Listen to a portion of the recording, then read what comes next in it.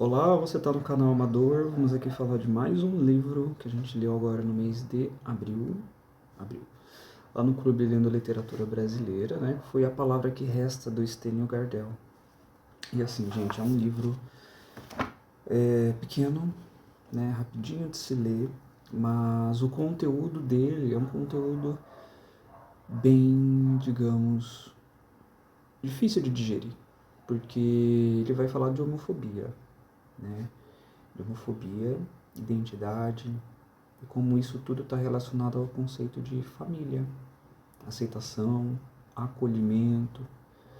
E no modo que ele é escrito, é um livro onde você lida com violências. Essas violências são bem gráficas, né? São bem gráficas, mas a gente chega lá. A gente conhece Raimundo. O Raimundo, já é esse senhor, ele tem uma carta que ele guarda com ele não sabe ler, não sabia ler. E aí o que acontece? Ele tinha receio de que as pessoas, pedir para pessoas que essa carta para ele, iria revelar algum tipo de conteúdo que ele não queria revelar. Era só dele, né? E que conteúdo era esse? Na sua juventude, ele conhece Cícero.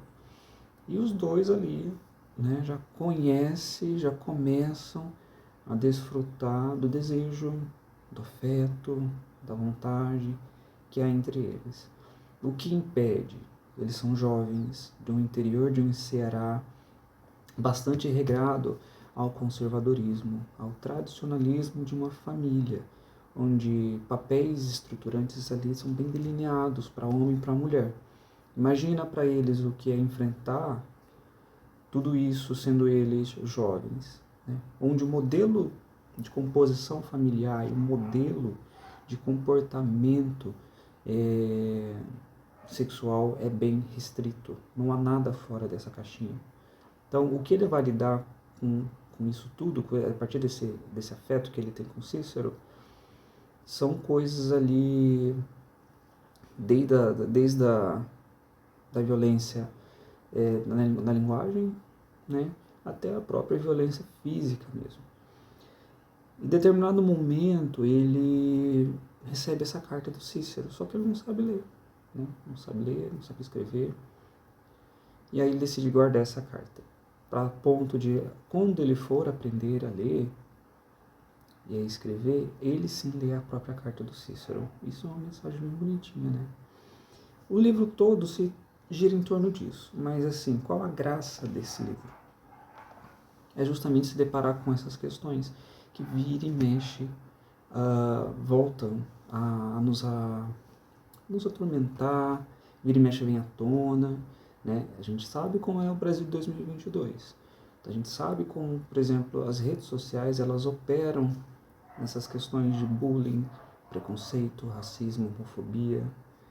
Então é um assunto ainda que gera muito debate. Então é um livro que vai ali falar muito sobre violência, o tipo de violência que vai desde a linguagem até a violência física. Então a gente vai encarar muita violência física nesse livro. Eu li aqui no tablet, tá? Em determinado momento aqui da história, você vai encarar desde, por exemplo, o Raimundo, né, apanhando ali mesmo para deixar de ser o que é, né? E vai também ter ali o contato com o passado dos familiares dele, principalmente a história do Dalberto. Parem e leiam a história do Dalberto quando chegar nesse momento, que assim, é o poço desse livro, para mim. Foi o poço quando eu li esse momento.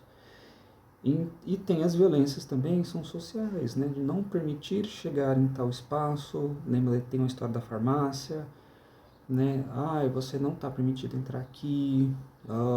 Há também as crenças de que você ser isso, você vai ser generalizado dentro desse tipo de comportamento, desse tipo de ação, né? Há muito disso. Então esse livro vai permear um pouco dessas questões. E aí a gente, com a história de Raimundo, me fez pensar um pouquinho sobre acolhimento, né? Que tipo de acolhimento essas pessoas têm dentro de suas famílias, né? Aí acredito que dentro dos lugares, dos locais, o primeiro local que a gente se reconhece é dentro de uma família, dentro da nossa casa. E se nem a nossa casa nos aceita, lá fora, onde tudo é possível acontecer, onde tudo é quase permitido, né? Acontecer, imagina lá fora, né? Então, o que se passa um pouquinho disso, as famílias ainda carregam esse tradicionalismo e que uma desviante desse tradicionalismo é encarado como forma de repulsa, né? E depois tem alguns capítulos ali do livro, por exemplo, em que ele coloca, o Raimundo começa a pensar em si como uma coisa imunda, uma coisa suja, uma coisa que vai carregar como uma marca do castigo. Eu fiz uma anotação dessa parte, no capítulo chamado Imundo. Ele fala, ó, gente torta, povo imundo. Foi isso que o pai lhe disse, sujo, não de terra, nem de lama, nem de areia e sangue como ele estava agora. Era sujo na pele, do lado de fora, era dentro, lá onde ele era. O ar que inspirava se tornava impuro, e Raimundo inspirava podridão. Sujava família, filho, infeto, dela não devesse ter nascido, imundície desgraçada que eu estou contaminando. Então, era essa sensação, né? De ser ali uma coisa que estava ali, desfoque, né? Não pertencia, quase não, algo que não deveria estar existindo, né? Algo que barra até a própria existência do próprio ser. Isso resvala na homofobia, que sim. E uma pergunta bem interessante é o que a gente conhece como conceito de homofobia, né? Num artigo do Leandro Fasano e do Alex Gallo, ele fala sobre homofobia no contexto de comportamento. Ele traz uma definição bem interessante, de que homofobia, em termos comportamentais, é conjunto de comportamentos complexos envolvendo comportamentos operantes. Esses operantes é aquele que aprende ao longo da vida.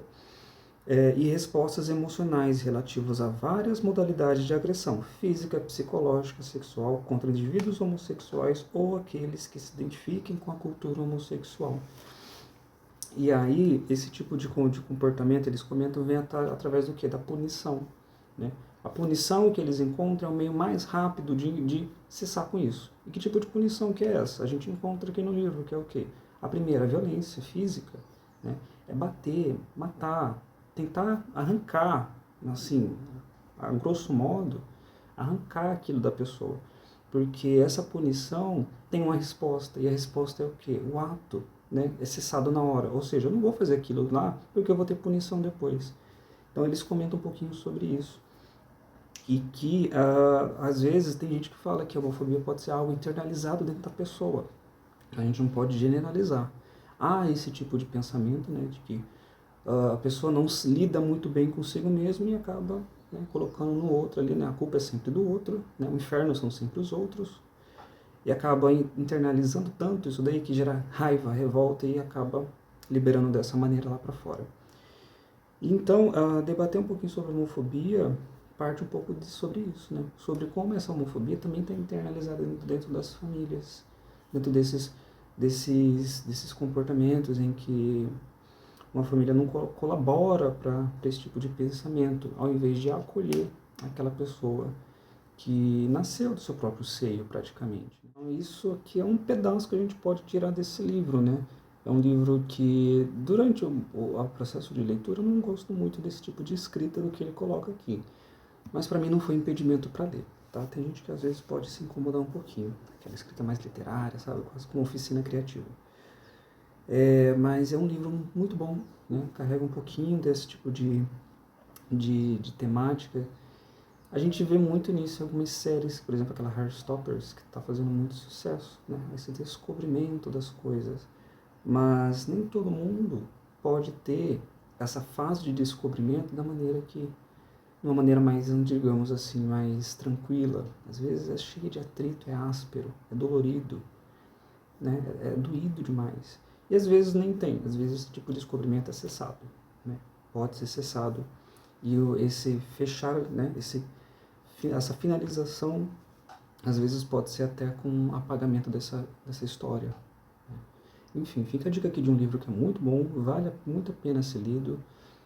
O Steno Gardel é uma pessoa muito acessível, acho que dá para encontrar boas palestras e entrevistas do próprio autor. É o primeiro livro dele, né, que ele lança. Começou muito bem, tá? Se você gostou do vídeo, curta, se inscreva no canal, Estou um pouco afastado porque estou estudando um pouco para questões de trabalho, mas conforme eu vou lendo, né, vou fazendo os vídeos aqui e dando andamento aqui no canal. Tá bom? Até a próxima!